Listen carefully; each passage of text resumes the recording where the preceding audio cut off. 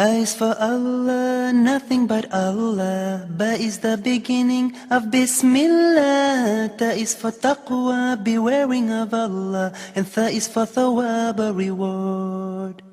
Ja is for Jannah, the garden of paradise. Ha is for Hajj, the blessed pilgrimage. Kha is for Khatam, the seal of the prophethood given to the Prophet Muhammad sallallahu alayhi wa sallam. Bismillah ar-Rahman ar-Rahim. Alhamdulillahi Rabbil Alameen. Wassalatu wassalamu ala al-mab'uthi rahmatan lil alameen. Sayyidina Muhammadin wa ala alihi wa sahbihi ajma'een. Amma ba'd. Dear brothers and sisters in Islam, Assalamu alaikum wa rahmatullahi wa barakatuh. And welcome to this new episode of Ask Zad, coming to you live from Zad Studios here in Jeddah, Saudi Arabia. Our first question for tonight is from Nujban. And the question says, is there any recommendation to recite the Quran at the time of a person dying? Can reciting help the dying person? Is it true that at the time of death, shaitan attacks with its level best? If so, can reciting Quran keep shaitan away from the dying person and ease him to be steadfast in Iman? Now, this question is an issue of dispute and it has a number of branches. So at the very end of the question, is it true that shaitan attacks the hardest when a person is about to die? There were stories narrated on such a topic. Among the most famous is the one that Imam Ahmad ibn Hanbal, may Allah have mercy on his soul, while on his dying bed, he used to faint, and his son Abdullah was next to him, and then wakes up and shouts, no, no, not yet, and faints again.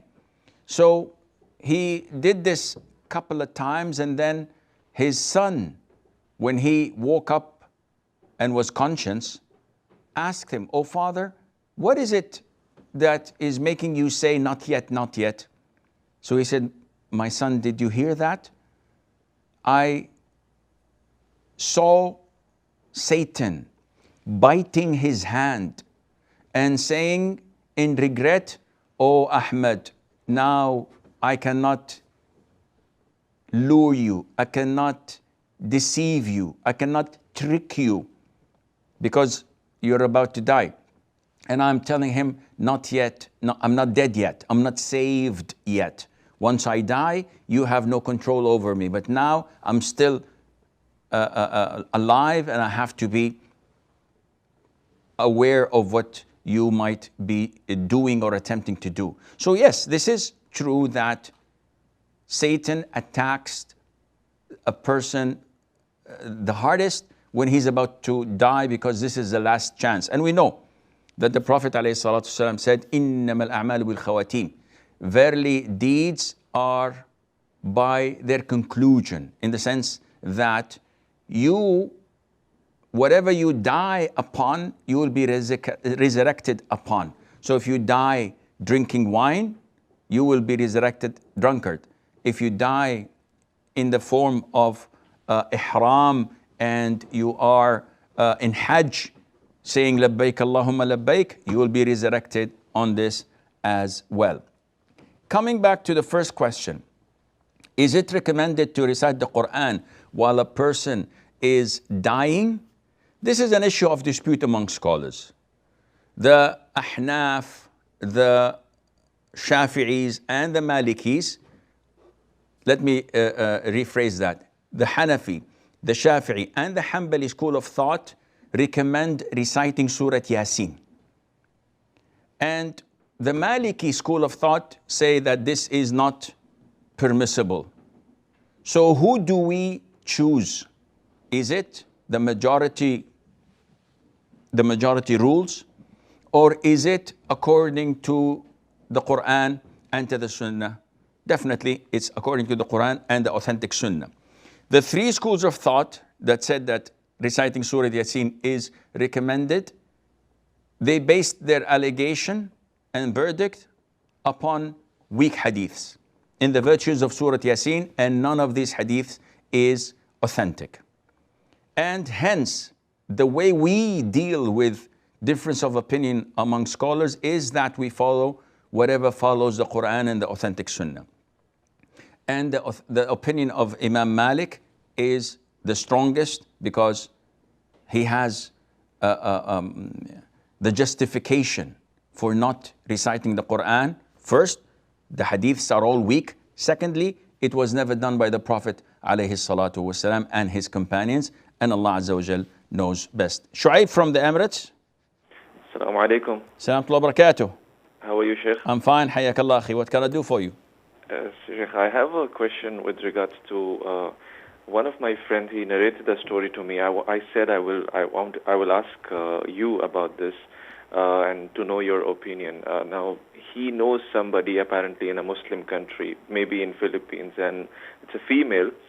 And the story is, I don't know the exact story, but the story is that she has been apparently physically abused by the parents. She had two elder sisters, and they were also facing the same issues. They are Muslims, by the way. They live in a non-Muslim country and also in a non-Muslim town. It's a village, not even a proper city, apparently. So it's a very low community, and not many people. They don't know any sheikh over there. They don't know anyone, basically, over there, because hardly anybody is a Muslim over there. So the parents are apparently physically abusive. Even the brother apparently is into a lot of drugs or alcohol. Then they physically abuse the sisters. And apparently two of the sisters have ran away from the house. Now this one, I think she's the youngest one, and she had been recently again physically abused by the brother. He came, he was drunk, and now she is deciding to, in the middle of the night, maybe just take the passport and just go, because she does not know what to do.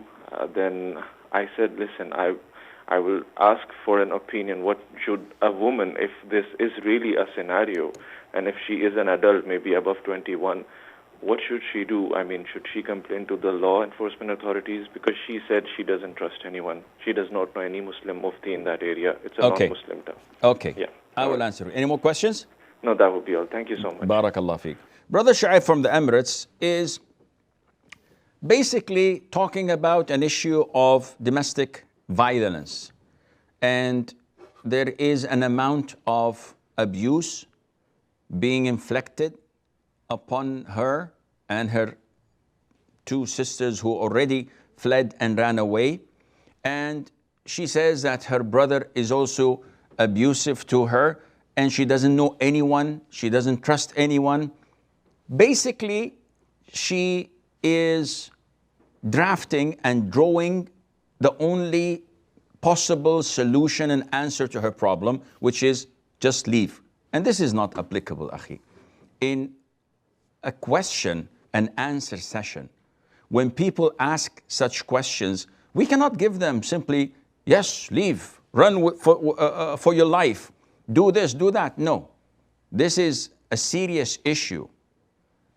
This woman might be in an abusive relationship with her siblings and her parents. There is a possibility.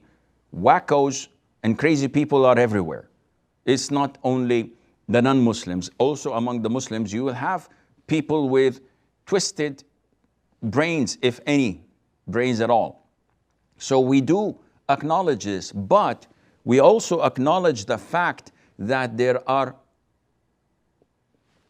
also not straight girls and boys. They can come up with stories, with allegations. So it is unfair for me as a Muslim to hear a story from one side and give a ruling where there is a possibility that this so claiming to be a victim is not a victim. If someone comes to you with one of his eyes bleeding and injured, don't judge for him. Wait until you see his opponent because he might have poked both eyes. Therefore, I cannot tell you that this sister has to flee and leave. Maybe she is trying not to be committed to Islam. She wants to have a boyfriend. She wants to party all night long, and her parents are refraining her from doing so. You're a Muslim, we're a Muslim family, you cannot do this, this is not permissible. So her previous sisters might have been in the same boat, and they want to party and to have boyfriends, and their parents were probably reprimanding them. Probably her brother was jealous of